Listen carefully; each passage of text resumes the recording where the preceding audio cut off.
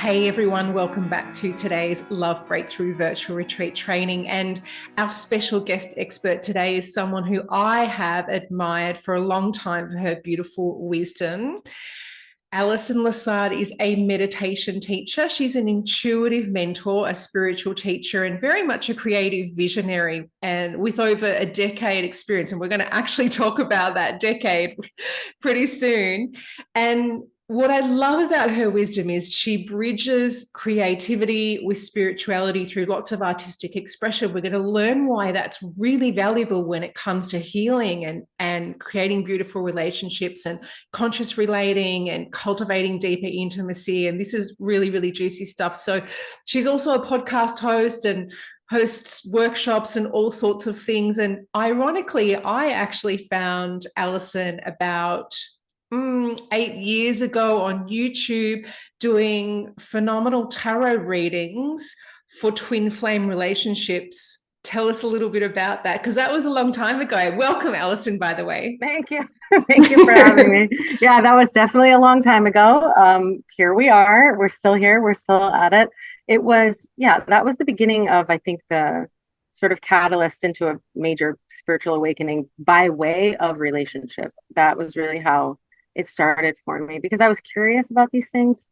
Even as a kid, my dad was psychic, so he was seeing spirits in my house. My grandmother was like that. So it was something like actually we've talked about a lot. Psychic things were normal for me growing up. So I feel pretty blessed actually.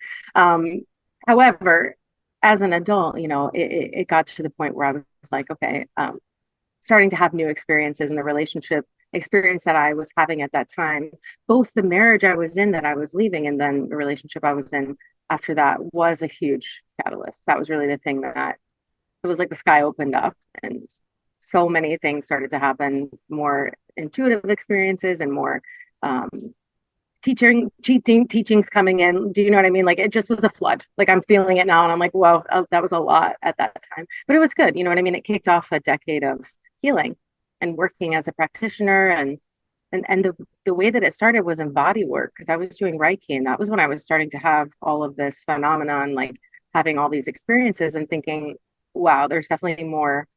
There's more to learn and there's more that I'm like capable of that I wasn't aware of yet. So that's when I got into all these different modalities. It just started with hands-on work, which I'm in retrospect glad that I did that because I think it gave me a better understanding of energy and how to feel into what people are experiencing, things like that. You know what I mean? So anyway, here we are. It went from that to tarot, astrology, coaching of different kinds, somatic things, embodiment work. The list goes on, and I've kind of come full circle back to teaching meditation, kind of simplifying things and honing in. Because I think that's the thing. After 10 plus years of this, you find something that really resonates. And it's kind of like with relationships, it's like if you find one relationship and that feels like the relationship you're meant to grow in, chop wood, carry water. It's not a roller coaster. It's like you come to a certain place where I think things kind of even out. And that's an interesting conversation. I think that's where, I'm at that place in my life now where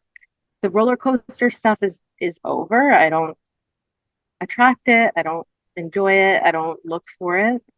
But with that, there's this leaning into the day to day experience that's really different than what was happening 8 years ago when you found me on YouTube. Because that was very dramatic for people. Do you know what I mean?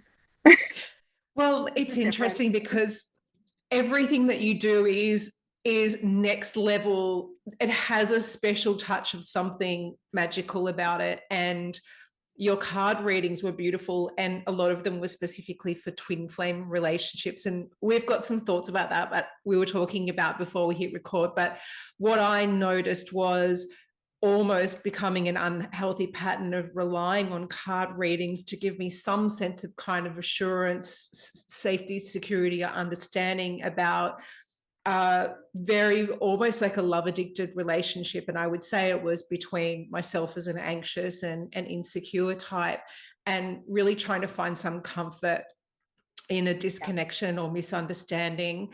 So whilst it was beautiful, it also attracts people that are not in such a healthy dynamic, right? Yeah. Yeah, they're struggling. They're looking for answers, but it's almost like we're looking First of all, we're looking in the wrong place because we're looking out there. It's like sounds cliche, but it's true. The answer isn't in the person. It's not in that thing over there. It's to be with ourselves. And I think that's where most people do struggle, right? It's like the human condition. It's like you have to really learn. That's why I moved away from the card readings and into creating containers and offerings where people were creating self intimacy, where they were being with their own stuff and learning how to self regulate. And because so many people came in with the same patterns, like you said, anxious attachment styles and different childhood traumas, but very similar stuff, like just a lot of feeling abandoned and being afraid to be alone, or and again the deeper fear of like, who am I without this validation from a person? Who am I if I'm alone? Who am I if I'm single? Or who am I, et cetera, et cetera. So yeah, I think it's really, I changed lanes because like you said, becoming dependent on a tarot reader, becoming dependent on a partner for that sense of safety was exactly why people were never feeling safe. It was like, all right, we have to break this pattern. Yeah, the more that we can learn to be with ourselves, and then, like I said, emotionally regulate, provide the things that you need for yourself at a core base level, so that you're not coming in. And again, nobody's perfect. Like, let's demystify that this idea that you have to be perfectly healed to be in a healthy relationship. You don't. Like, we're all on our road. Doesn't matter. Everybody's in a different place. But I think that some level of self-awareness and emotional maturity and ownership, like taking really radical. I'm in the realm of radical responsibility at this point, but I wasn't always there. I think it comes in phases and it comes in waves of growth. But if you're at least taking ownership of your side of the street and you're bringing that energy into a relationship, you're already in a way different space with a partner, with a love interest. Even if you're just dating, even if you're not like committed yet, you're not bringing that all of that, you know, not anxiety, but like unresolved stuff and like throwing it onto them. Like, okay, fix it, make me feel better, solve this for me. But that's a process, you know what I mean? So I have a lot of compassion because I've been at so many different layers of this, and it's really uncomfortable sometimes. But ultimately, that's the thing. We have to learn to be with ourselves. And then you bring that energy to a partnership, and it's a whole nother experience. You can just have more fun too. It's not this constant processing. Some people are in the connection and they're always processing. And I'm like, it's exhausting. It's okay. You know what I mean? Because sometimes we got to go through that phase. But let me just tell people, yes, there is hope that you can be with a person where you have an intense connection and it can actually relax, and it doesn't have to be less deep. It can be less dramatic. You can still feel that intensity, but there's like a depth to it and a peace to it that happens when we do this inner work. You know what I mean? When we do our part, you can then soften with the person and actually enjoy their company more and do something other than heal together, quote unquote. Like, I don't know. I've been in those places, and so I know that there's also light at the end of the tunnel. So let's just give people hope that there is definitely hope to, even with the same person that you experience maybe a lot of drama with, that if both people are willing to do their part, like, you can definitely have a new kind of experience with the same person. It is possible. Let's just put it out there. People can change, but we have to change. I'm curious actually to know, before we move on to the juicy stuff, but I'm curious to know how you feel about the concept of twin flames now. Like, has that evolved since then? We, for those that understand what a twin flame, can you just talk to that? Yeah, I don't really have a definition, but the one book that stands out to me that has always resonated for me, and they sort of use this terminology, is The Magdalene Manuscript by Tom Kenyon and his partner Judy Sion. Do you know that book? No. Babe. First of all, Right, I'm writing it down. this book is an initiation. It falls when you're meant to receive it. Seriously, this book is magical. So the Magdalene Manuscript. This and the sort of tagline of the book is the alchemies of Horus and the sex magic of Isis. What he's talking about in this book, and again, he was a scientist, he's a sound healer. He was able to bridge the gap between like science and sound, and also he was a channeler of a consciousness that they called the Hathors. So he was basically channeling aliens, right? But he's a scientist. So at first he was like, this is crazy. Like, I don't believe, I'm a skeptic. And so over time, as he developed. And he also studied theology, so he studied all these different religions. And it's really cool because he comes from like a very linear background, and then he has this like wild stuff happening where he's like, what? So anyway, this book, the first part of the book is like a channeled writing of the Magdalene energy. Him and his partner were in France, and it just came through him, and his partner was like, you've got to write this down. Anyway, their relationship, briefly, they were both children that grew up in a similar part of the United States. And in the summer, I guess they would like take a certain highway to go to like their summer home. And I guess he was on like a bus and she was in the car. They were like 8 years old, and they passed on the highway and they caught each other's eye. This is so wild. They like gave me chills in the documentary when I saw it. They caught each other's eye. And she said that in that moment, again, she's a child and she has this vision, this feeling, this inner knowing that says like he's going to heal the world with his voice. That's like all she heard. This is so nuts. Fast forward like I know I have chills. Fast forward like 40 years later or something, her sister was, she bought her sister a birthday gift and she really loved his sound healing, and they were in California or something. And for some reason, he agreed to invite them for a private healing at his house, which he didn't do. He was like, I don't know why, I just felt compelled to invite you guys to do it at my place. So she brings the sister and they're talking, and come to find out, they start talking about their childhood. Oh, where did you grow up? Do. And they had the recognition in that moment that they remembered seeing each other on that road. And she was like, oh my God, I heard in my mind like you would heal with your voice.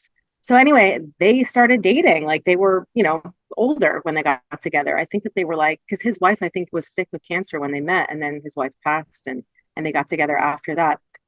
They refer to their connection like this. Do you know what I mean? And so they talk about it in the second part of the book. He's talking about the alchemy as a force, this Egyptian technology, these tantric meditations. There's 5 of them in the book that I've used for years. They're amazing. Kind of like Kundalini meditations, like tantric, using the energy, pulling it up the spine, visualizing it, moving through the brain. And then the third section of the book is Judy's story. And she's saying, like, this is every woman's story, kind of like the Magdalene energy, like that lineage. So it is fascinating. He wrote this book, but he's also got a free documentary on YouTube called Song of the New Earth. So I highly recommend you check it out because it's right there. I think it's on a loop of like playing twice on the video. So you'll see it looks like it's 3 hours long, but it's like 90 minutes. Song of the New Earth. Yeah, it's worth a watch. And their relationship to me, when I read about it, when I watched them together, when I listen, that feels the most resonant in terms of if we want to say, well, what is a twin flame? I don't know. I don't really have a definition anymore because I'm like, oh, you're split from the same soul. I don't know. I don't know. I have a different belief system now, so I don't know that that resonates, but I do think that we have people in our lives that we're meant to meet who are there for a very specific reason. I think we encounter them for different karmic reasons. And so I do believe like some of these things are meant to happen. Like they are, I do think certain connections are destined to come into your life. There are things that you're meant to experience with that person or resolve with that person or whatever.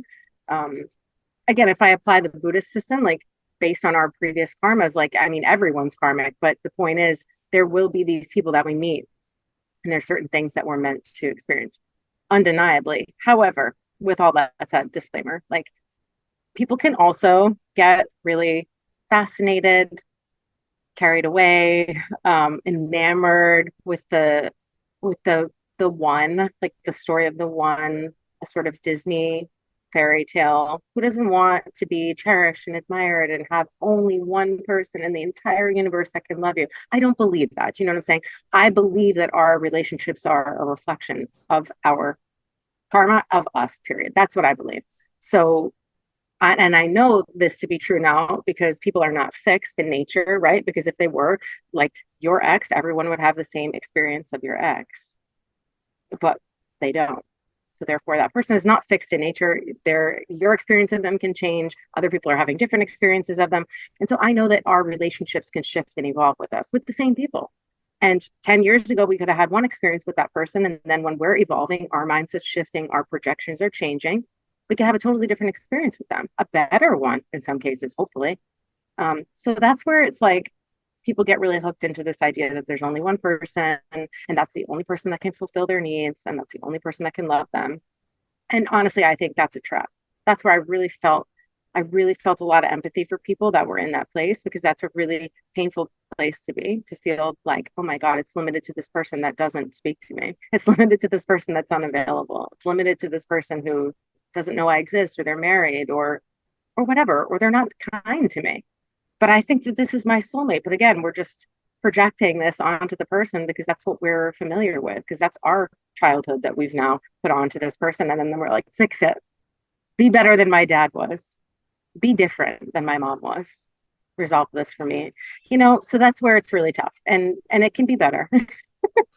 That's my feelings on twin flames. I think there is an element of resonance to an experience with a person where it is a vehicle. I mean, Ram Dass talks about it, the spiritual teacher Ram Dass, and he talks about the yoga of relationship and spiritual partnership. And it is an alchemy. It is like a burn, a commitment every day to your practice, because you're practicing with your partner, not actual literal yoga or the asanas.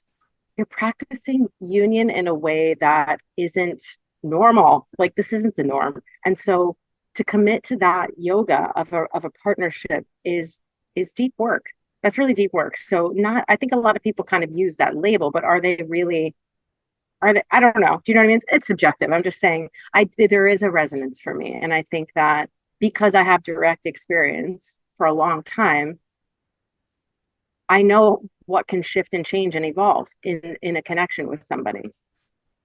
And it can improve tremendously. And you can deepen your intimacy, and you can get out of your trauma and that constantly activating each other in that way where you feel stuck in a loop of the same thing over and over and over again. Like, that can definitely shift and change. So, and again, I have a lot of couples now in my sphere who are, some of them are doing work together, some of them are coaches together, some of them have like written books, or one person's a speaker, the other person might support them behind the scenes. So yeah, there's a lot of couples like this now that I'm either friends with or I know through work. And it's awesome because I'm like, yeah, that feels to me like what we've been talking about all these years, but not a dysfunctional version of it. It's like the evolved kind of connection that people are wanting, but those people, they grew, they healed, they got to a place where they weren't just calling in the pain point and staying in this groundhog day of your childhood wounding. You know what I mean? And it goes past like therapy. Therapy is great, and people should do therapy if they feel called to it. But I think there's more to it. That's why we had talked, I had in there about alchemy and being creative and finding other ways to be with yourself, to evolve, to move through certain emotional challenges. Like, not everything also has to be intellectualized. Not everything has to be like from the neck up. A large part of my business over the last couple of years was just helping women, especially, be in their bodies. Just be in your body. Like, get out of your head for a little bit each day and just drop in, and doesn't have to have this like big purpose and or this huge outcome. Just learn to be more in your body, because like our body is our vessel. Our body is the thing that came on earth that was like, I'm going to move through earth school for this lifetime in this body. But a lot of people are deeply disconnected to their body. That's cultural, it's societal, it's not just spiritual, but it's important for people to come, especially for women, especially for women who tend to get fixated and ruminate. That was me too, so I totally understand. It's really important that we spend time out of our heads, out of YouTube, out of personal development land, out of the books. I love it all, and there's more to life. I think that a lot of people got so hooked into this idea of healing that they think it's their life's mission to fix themselves. And it's kind of a paradox, because yes, there's definitely, we didn't come to not evolve, or we wouldn't be here, I don't think. At the same time, we've got to learn how to, like, I think, hold the tension of opposites, hold the paradox of you're perfect the way that you are. Things are the way they are meant to be. You're where you need to be. You don't need to be fixed. You're whole and complete. It's an illusion that you're broken. You're not actually broken. But do you know what I mean? But there's also things that we can do to enhance our experience. That's kind of how I feel. That was a long-winded response. I'm just also musing over the fact that we decided to name this interview, this training today, Relationship Healing. Right. And explore creative alchemy as a way to do that. Let's start to open that up and talk about, like, what is creative alchemy for a start? Yeah, I mean, it definitely links in with the Magdalene Manuscript book because, as it says there, the alchemies of force, what he was talking about there was using our sexual energy, our life force energy, our Kundalini, you can call it, as your creative force as well. Because it's the same.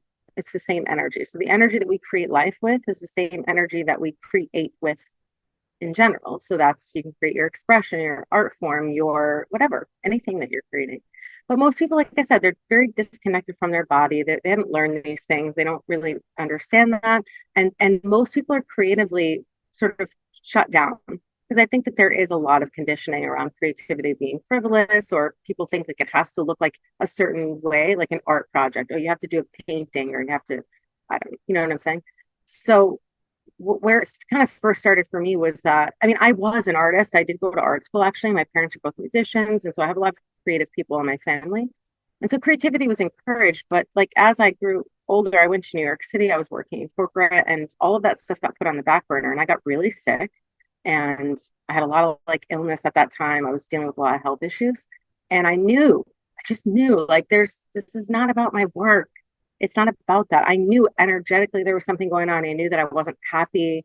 I just knew that something was missing, but I didn't have a spiritual practice back then, and I also wasn't being creative.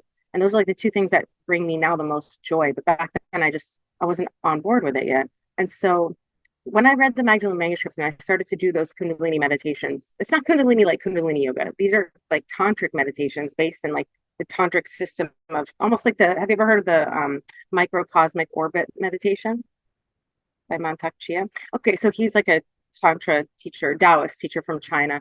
And essentially he's using a meditation to circulate your sexual energy throughout your body. That's all that it is, right? So so when I read that book by Tom Kenyon and I started to practice the five meditations that were in the book, I noticed that I was feeling more creative. I'm like, wow, I suddenly have more ideas. I'm feeling more clear. Opportunities started to drop in. It was almost like I was clearing out the white noise. And I felt like as I strengthened that energetic system, as I got stronger, as I got more, it was almost like it was a little blocked. And then as it started to flow, I noticed that my creativity was like skyrocketing. Again, I'm a creative. So if I don't make things, I don't make money. Like I have to be creative for my business. It's not just a hobby, but it is also what I do. So it was important for me to feel creatively free and to feel like, okay, I'm how people get writer's block. Like, and some of that might be illusory. I mean, we need to take breaks, but I think we can get blocked because we get in our perfectionism and we get in our control mode, like it needs to look a certain way or whatever. So that book, the Magdalene manuscript, opens it up for me. And then The Artist's Way is the other book that really dropped into my path a long time ago. This is when I was in New York working. My friend in the entertainment industry handed it to me one day. He was my dance teacher, and he was like, here, I feel like you'd really like this. I'm getting a lot out of it. I do my morning pages every day. So when I read it for the first time, it resonated like on a literal level, but I wasn't really in a spiritual place back then. So the spiritual part of it didn't land.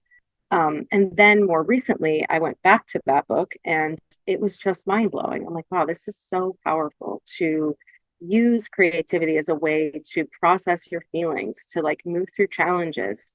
I saw a big pattern in my personal practice with the groups that I was leading over the last like 3 years, especially.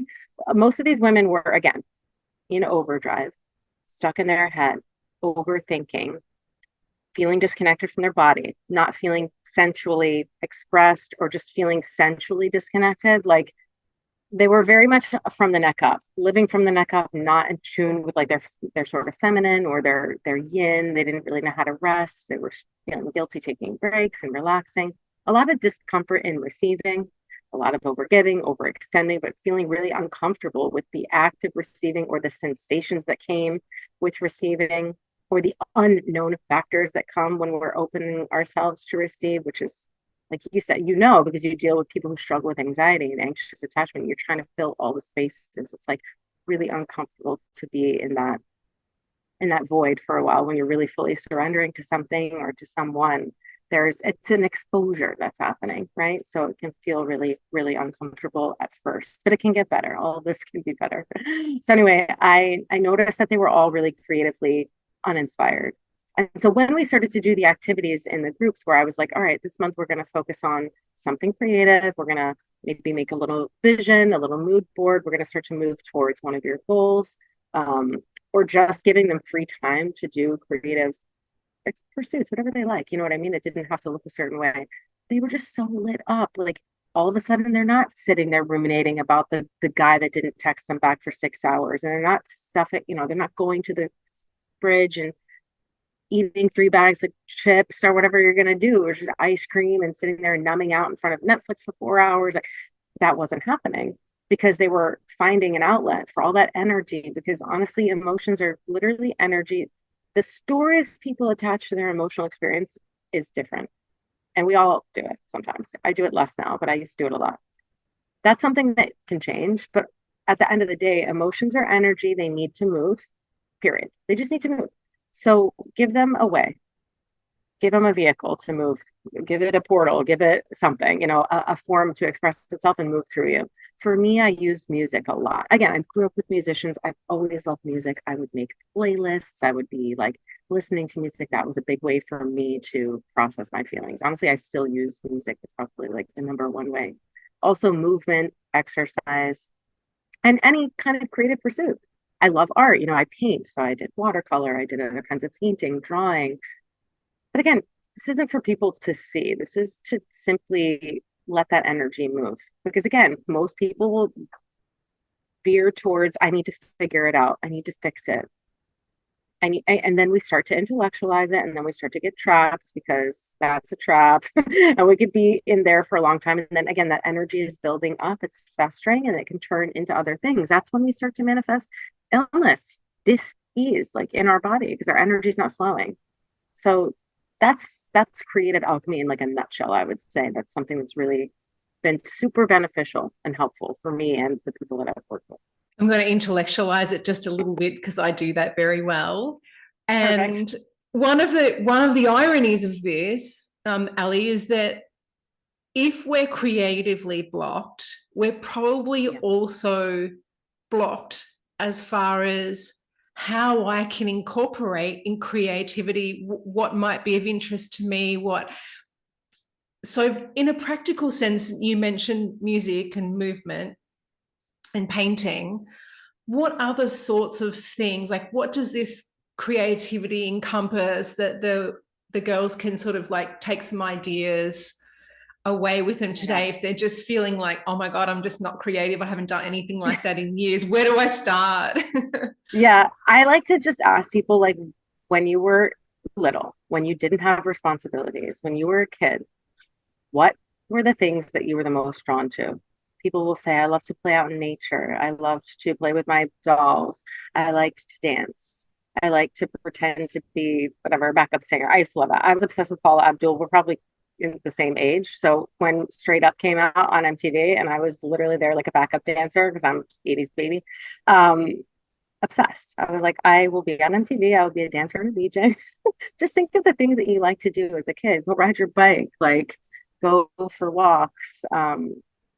There is no limit, but I would say the things we loved as a child or were drawn to are typically the things that will bring us joy now too. We just put them on the back burner. I'm sure every kid had something that they enjoyed. I hope so. I feel for the kids that didn't, but I'm sure, like, do you have a thing that you liked as a kid that you feel you haven't done in ages? Or you're like, that's silly. Oh, I moved to Bali 6 years ago and still haven't brought my DJing gear over. That was really my creative outlet. It is so There you go. music based because I'm auditory. And I actually just wanted Yeah. to ask you as well your thoughts. If we did know that we had a tendency to favor using our visual modality, or if we were a feeling person or auditory person, does that kind of correlate towards what might be an ideal creative pursuit of interest, or not really? I think it's what you enjoy. I don't think it matters, but if you're drawn to one thing, then I say run with it. You know what I mean? If it sparks joy, go do it. But you're right. Some people are not that. Like, I'm extremely visual, but I have people even in meditation sometimes when I'm leading them, they have trouble visualizing. So it's like if you can't visualize the thing, can you feel the sensation in your body? Can you physically feel it? Can you Can you go back to a memory and try to feel in your body what it felt like back then? Does it feel like a shape? Does it feel like a color? Things like that. So I think that feelings, or kinesthetic people might like to exercise, they might like movement, they might like to dance. Like you said, you love music. I love music. Like I literally have hundreds of playlists. They're just my therapy. Like I go right to the list. I'm like, okay, mood, good. Like I want sad rainy day music. I'm emo. I'm angry. I'm this. I'm that. I'm feeling super romantic today, and I have a playlist for that. It's like there's an app for that. I'm like, there's the playlist. I have my playlist public too, so if anybody wants to indulge, feel free. It's all out there. I say go for what resonates. You know, if it's fun, if you enjoy it, do it. Try not to overthink it too much. That's a little saboteur of our creativity. Is having to figure out the perfect thing to do. It doesn't matter. Literally challenge yourself to do something that feels maybe silly or pointless or, oh, like this for kids, and do it anyway. And slowly but surely, those little ways that we block our own joy start to dissolve. Let's continue to build that bridge as well between understanding how becoming more involved in beautiful creative pursuits then impacts us and our future relationship experience. For me, I am very intense emotionally. It may not look that way on the outside because I don't know, I have a Scorpio moon. I'm very internal. Not that astrology is empty of the nature, all things are, but for me, I resonate because for me, I am very, very emotionally intense and I have a lot of feelings and I feel things really deeply. I always have since I was a little kid. And if you don't have an outlet for that or any ways to I don't want to say manage it, but kind of, because I think we do need to be responsible for these things. I I was bringing all of that turbulence into my connection. And I was attracting people who were just as emotionally intense as I was. And it wasn't ever like abusive or anything, but it was just intense. And it's like fire meets gasoline.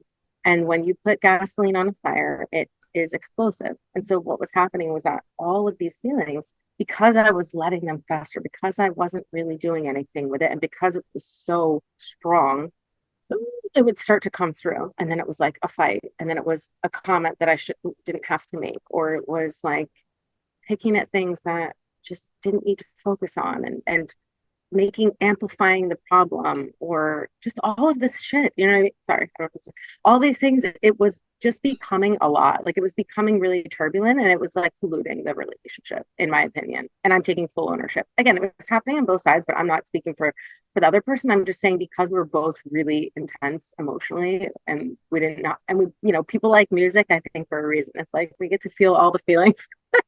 And then what I would do is sit, as I learned to do this and regulate. I like breath work and things like that. But for me, music's just a joy. I've always liked music since I was little, and it just shifts my mood immediately. So I can like put a song on, cry, because I like to cry alone. I love crying. It's so nice. And so I sit there and I'll put my sad music on. I'll go like 10, 15, whatever minutes, cry. And then you just feel cleansed. You're like, wow, I feel like I could take on the world or whatever. It really does help to move it. But if not, again, it's like anything. Our unresolved stuff is just looking for an outlet. And so we'll find a way out. But hopefully we can find ways to work with it so that it's not becoming burdensome, or again, it's just like not creating unnecessary drama. I was like the queen of drama. I was loving drama. I used to get off on it. It was like exciting, like peaceful relationship. That's boring. I want passion. And what passion looked like was a lot of ups and downs, a lot of pushing, a lot of pulling, a lot of and again, a little bit of that is okay. It's fun. You can play with it when you're in a safe container with a partner where you feel good about that. Great, have fun. But when it's not, and when there are no boundaries, and when there are no real commitments, and there isn't an actual container there, it's really stressful.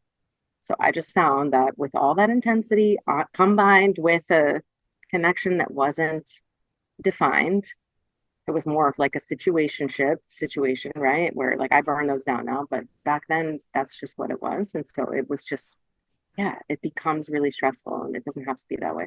Yeah. I know that myself and a lot of the ladies that are listening can really relate to this these intense feelings, bringing this intense chemistry and drama, and not necessarily having ways to regulate that very well. Because at the time, we think that that's what we want. Like the more intensity, the Yeah, more, depth of connection we perceive that we have, right?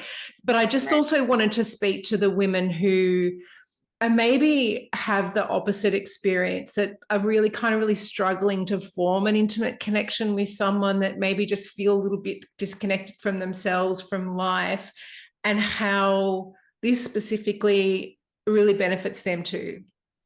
Yeah, it's true. It's like the opposite end of the spectrum. I think that when you have these outlets, again, you get to discover parts of yourself. Think about it this way, like a relationship is a mirror. A relationship is a way to see ourselves more clearly, more deeply.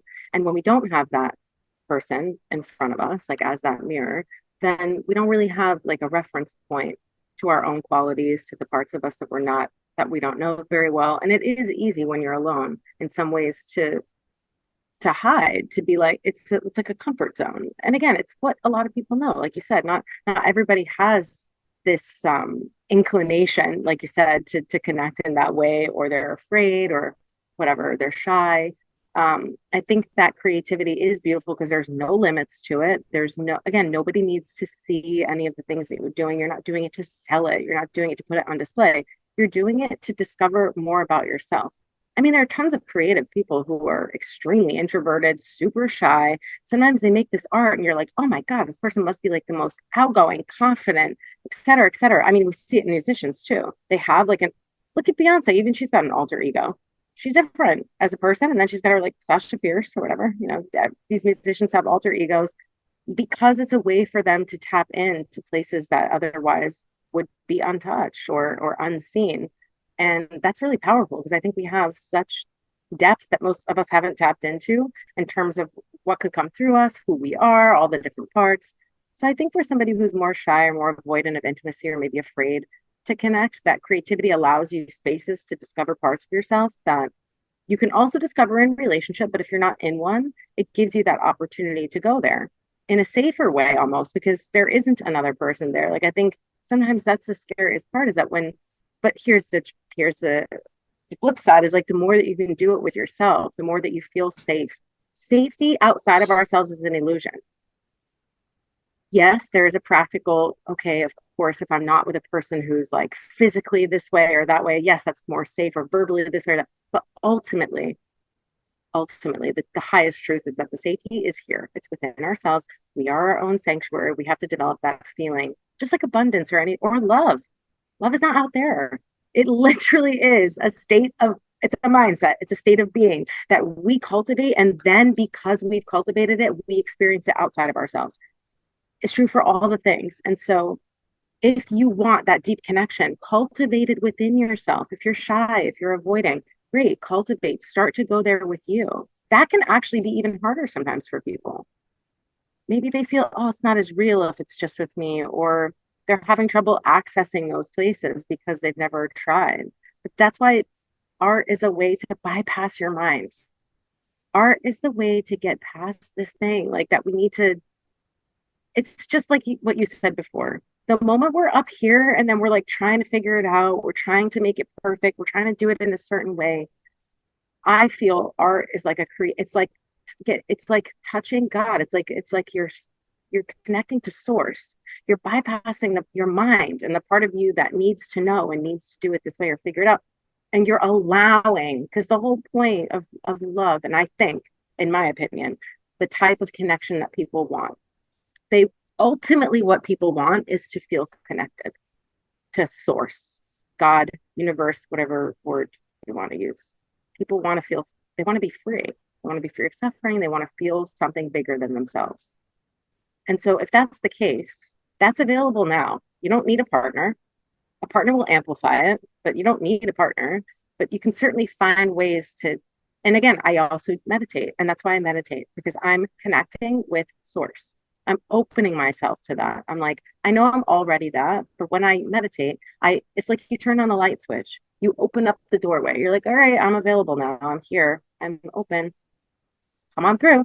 And then you start to connect and feel things and experience things that otherwise when your mind is in the way, it may not allow it. You know, it may be impeding the feeling of that of deep connection. So I don't know if that answers the question, but I would think that as a person who is more avoidant, shy, reserved, or disconnected, that I also really love, practices where you're getting more in tune with your sensuality. And that could look like so simple. It could look like get out of the bathtub and use some oil and massage your body after the bath. Take 3 minutes instead of 30 seconds when you do your lotion or your skincare. My skincare is very simple, but like let's say you do a little massage, you do a little, it doesn't have to be body care, but I'm saying that for me, I'm a very sensual person. So I like body things. I like skin and beauty and very Venusian kind of rituals. Those really bring me joy. I love little rituals around my home. I'm a homebody. It's my Zen den. Like I love all these, my little candle, my incense, my things. All of that is a moment of presence and a moment of like being with myself and in my body. I like to sit on the floor when I do my practices. I like to feel my body. I also do yoga and things like that, or moving, or you can even do like mirror work. This is really popular, really powerful and popular. But like popular now, I think people are popularizing it. But like to be in front of the mirror and to either move in a sensual, I put music on. It can feel forced at first, and that's okay. I think like some of these things feel weird, and you just have to get past like, okay, this feels uncomfortable. But it's really nice when you can get past that point. And then literally look at yourself. Think about it. We're with a lover. They're looking at us, they're seeing us, they're experiencing us. And then women are like, I want to feel desired, I want to feel wanted. Great. Like start to cultivate that feeling for yourself. Start to become that because you don't need that man or that partner to see you in that way. That's beautiful. It's amazing when it happens. But it's something that our radiance is something that we can cultivate and feel all the time. You don't have to be in a relationship to feel these things, but most of us are conditioned or believe that we need the partner to feel sexy. We need the partner to feel beautiful. We need that person to make us feel sensual or sensually activated. And it's not true at all. Like that's why I encourage women to try these things. And even if it feels forced, even if it feels weird at first, over time, it can become more of your way of moving through life, your way of being. And that's beautiful because you start to really exude this energy. And that's really magnetic, you know what I mean? And it's really attractive in a way that has nothing to do with what you look like. It doesn't matter how old you are, it doesn't matter any of that. It's like it's a feeling, it's a vibe, and you can really create that. So mirroring, sitting there, maybe doing it nude, you can do it after a bath or after a shower, put some nice music, low lights, you know what I'm saying? Like to feel comfortable, set the vibe and just be with yourself. Because again, we'll do it with a partner, but we won't sit and look at ourselves. It's like it's really, really powerful to be able to be with your reflection and start to feel good about it. Because I think also a lot of women struggle a lot with so much criticism. We look in the mirror immediately, oh, the wrinkle, the fine line in my forehead, the fat, the thing, the that. And all of that self-talk adds up over time, you know what I mean? And so there can be a fear to like be with ourselves in that really vulnerable, raw way. But again, if we really think about it, it's like we want to do it with a partner. So let's start with ourselves and be kinder to ourselves and start to practice speaking love into our body. Literally, I know it sounds cheesy, but it's really true. It's like we want to hear it from someone else, but when we're looking in the mirror, what are we saying to ourselves? How harsh are we? And then we're shocked when we see other people experiencing that criticism. Like, why am I seeing that? Because we've created imprints. We have to create new imprints in our mind. And so the way we speak to ourselves, the way that we see ourselves, these are all going to come into our relationships with us. And it's not to be afraid of that. It's to know that that's an empowerment. It's to know, wow, if that's true, it can change for the better.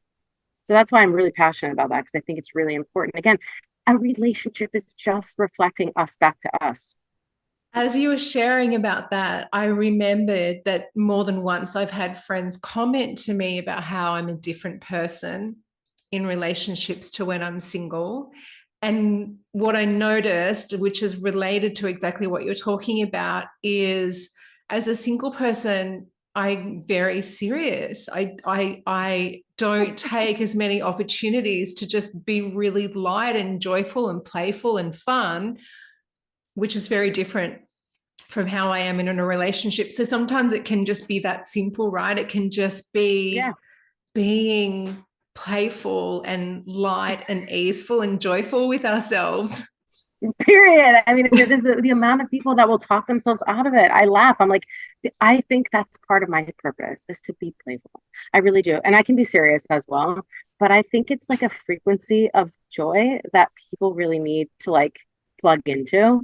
And that's it. Like it is so simple, but like you said, we forget, or we're like, you forget maybe when there's not the person there to play off of, or the dynamic is different. But like, yeah, just be have more fun. That's why I am encouraging women to step also away from the personal development and go find a hobby and enjoy yourself. Like take a break, like from the feeling that you need to be fixed. You're not a project, you're not broken, you're perfect, you're great. Enjoy. Take 10 minutes, step away, take an hour, have more fun. Yes. So yes to that. More playfulness, more joy. I'm here for it. I think it's really attractive too. Okay, and I've just wrote that down. The frequency of joy to plug into, which I think is a beautiful segue, because there's one more thing that I'd love to touch on before we wrap up the conversation today, which is meditation, particularly Buddhist meditation, which you specialize in. How does that plug us into the frequency? Is it the frequency of joy? What is that? Yeah, there's literally, I mean, the thing that I love about Buddhism is that they are so focused, and not in a bypassing way. They're really focused on the cultivating the qualities that we want to see in the world. So that's compassion, that's love, and that is joy. And I will never forget listening to a monk talk to like a Catholic priest, and they were talking about confession and the Catholic religion and how people will go to confess their sins. And so the monk was like, okay, so he's like, well, what do you do when people want to celebrate their joys? And the priest is like, what? Like we don't have a practice for that. But in Buddhism, they have a rejoicing practice called Tartuk, Tartuk. And so there's literally a practice to rejoice, because how else will we create those new imprints? Because the whole thing about Buddhism and why you're meditating is to develop this single pointed focus. And then from there's lots of different types of meditation, and they do all serve specific purposes. So there's like ones where you fixate on an object. There are ones where you're like analyzing or contemplating. There are ones where you're like the rejoicing meditation and you're celebrating. There are ones where you're reviewing different steps, which they call like the preliminaries, and so there's different. Every meditation serves a purpose in Buddhism, and it's really practical in that way, which is another reason why I liked it, because I was like, okay, this feels very grounded. This feels like a system that works, obviously thousands of years old. But beyond that, it was like I loved the fact that all these Buddhists look really happy in a different way than in the spiritual community. I've seen people look happy. I can't explain it. It's not even a judgment. It's like a resonance. I felt like, what is up with these people? What I want to know what they're up to, because they genuinely look happy. They're positive, and it didn't feel like I said, bypassing. It didn't feel like, oh, we're literally pretending that nothing's going on, but in a funny way. You kind of are gaslighting yourself, but it's not in like in an unhealthy way. That sounds weird, but it's like you are literally creating new imprints to look for the qualities that you want to experience, and to start to do those things and to speak those things and to think those things. And that's really what their definition of karma is all about. What your body, speech, and mind. So all the meditations serve a purpose, but I love that there is a specific practice where you're literally thinking to the moments that you did something really beautiful, and then you take the time, like, when did I do that this week? Like, when was I compassionate with somebody this week, especially if it was really hard to do? Like, or maybe you're being kind to somebody that you really don't like, but you're like, you know what, let me just try to extend some love their way, some understanding.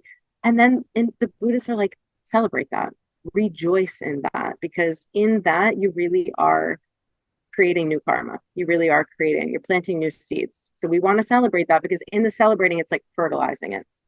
If you really think about it, it's like watering the seed, and then you keep watering it, it's going to grow. You're going to be forced by the law of karma to experience that later. So if you want more goodness, we have to create more goodness. It's great. So that's what I love about it. I just felt like, damn, they have a practice to literally sit there and celebrate all the good stuff. Like, why wouldn't I want to try that? So that's been one of my favorite meditations. But there's also the one that I'm teaching that's coming. We'll talk about that at the end, but that's a purification meditation. And that's also very powerful for people that are struggling with patterns that are not serving them, like thought patterns, behavioral patterns, certain emotions. Like I know for the women, and something that I struggled with a lot was jealousy. That was a really big one for me. And to purify that feeling, and you're purifying it by creating, you're like coming up with an antidote for it. So basically like an opposite, something that you can do instead of in that moment that you're feeling jealous. So there's a process to this, and I'll be leading that as a part of the free workshop. um, I love it because again, you're training your mind to look for a new solution. You are planting those seeds and watering them, and it just changes things. Like you'll notice, like, wow, I'm experiencing more goodness. I'm seeing more kindness. I think about it a lot where I live because I live downtown in the city. So there's a lot of like houseless people, and there's a lot of like people that don't have money or are struggling. And then there's a mix, you know what I mean? But I do see them.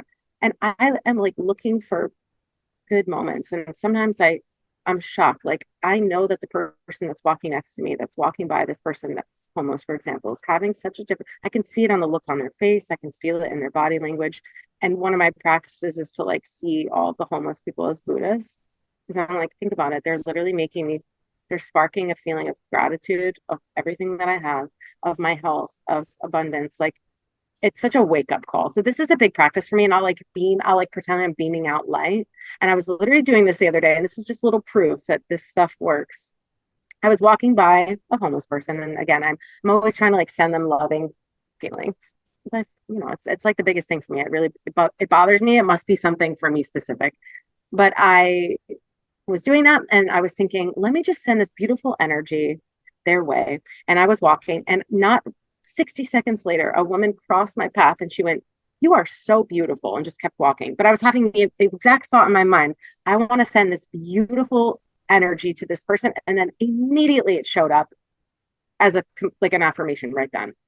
And I was like, wow, chills. I was like, this is real. Like, and that's where I start to get like almost evidence of what we're practicing showing up sometimes so quickly like that. That was like an immediate in the vortex, zoom, it came right in. And I thought, imagine what else could change. Do you know what I mean? So the whole point of this path is to like be free so everybody gets free. You're basically like, let me become enlightened so all beings can be free of suffering and everybody can get enlightened. But it's not like a small task, but it appealed to me because I thought, I think you also get to a point, a lot of us get to the point when you've been of service for a really long time and you've been working with people for a long time. You don't want it to be about you anymore. Like I just got to the point where I was like, I'm literally bored of myself. I want to give back. And I've been giving back, but I was like, I want to do more. Like I want to be of service in a way that's new for me. And I want to be of service to more people. And how can I do that? And I felt like meditation was a way, now that it's way more mainstream and lots more people are doing it, they're doing it in corporations. Like my teacher is a corporate teacher. Like she literally teaches for C-suite executives, in these huge tech companies and stuff. So I just thought this is a way to reach more. I love it. It's a practice I've been committed to daily for like over 3 years. Not the Buddhist, that's newer this year, but I've been meditating every day for a while. And I just felt like it's an outlet and a way to expand reach in a way that's really powerful and also short and sweet. Like you can 10 or 15 minutes, you never know what seeds you're planting for people. You don't know. You could offer something to them in that moment and insight that 10 years later they come back and they're like, wow, my whole life changed. Or I was set on a new path. You never know. That's why it appeals to me, because it's just like that. The possibilities are endless. Well, it's definitely a treat for us to be able to experience this cleansing meditation and also to be able to experience you as a teacher of meditation, not just someone who's guiding someone through a guided experience as well. So I definitely advise everyone to get onto that. The links are all below the video today. We could talk for hours and hours, but unfortunately, we have to start to wrap things up. But I just wondered if there was sort of really any final thoughts or any additions to the topic today that we didn't cover or you'd like to leave with everyone. I mean, we covered a lot. I would just say that, especially in the realm of relationships, because I think like relationships and money are like two of the things that people work with the most in life, right? Those are like the two areas where we spend the most time and energy typically. And I just feel that like it's worth the efforts in love and in the area of relating. Like I just want people to know that if you have a burning desire in your heart to experience something, and I know that so many of the women in your audience probably are like, I really want to experience deep intimacy. I want to experience a really beautiful partnership. I just want to encourage you to believe and have the faith that you can create it. Because I know that when you've been single for a really long time, or you haven't had the direct experience, and the years pass, or you're getting older and you start to wonder, am I past my prime? Has this experience passed me by? Will it ever happen for me? I just want to say, only because of some of the things that I've seen and experienced the last couple of years, like just maybe light the fire back up a little bit in your heart, like stoke the flames a little bit. I think that it's worth following that desire, because I do believe that if it's in there, it's there for a reason. And it can be easy to talk ourselves out of the things that we desire the most. And yet, if it's there with a super strong yearning, it's not by accident, because not everybody, we think everybody wants this, but everybody doesn't want the flavor of what we talked about today. This is something different. So I think if a relationship that's spiritually nourishing and also emotionally enriching in your life, and a place where really you can grow together, but also specifically spiritually grow, knowing that that's part of the reason why you're together, then keep going. That's all I want to say. Like, don't give up on your desire. Thank you so, so much for being so generous with your time, for being so generous with your wisdom, and obviously all of the years of experience and however you're intuitively guided has allowed us to have a beautiful conversation today. Thank you so much, Al. And I will look forward to connecting with you once again, and I look forward to connecting with all of you again tomorrow. Thanks for joining us today on the Love Breakthrough Virtual Retreat.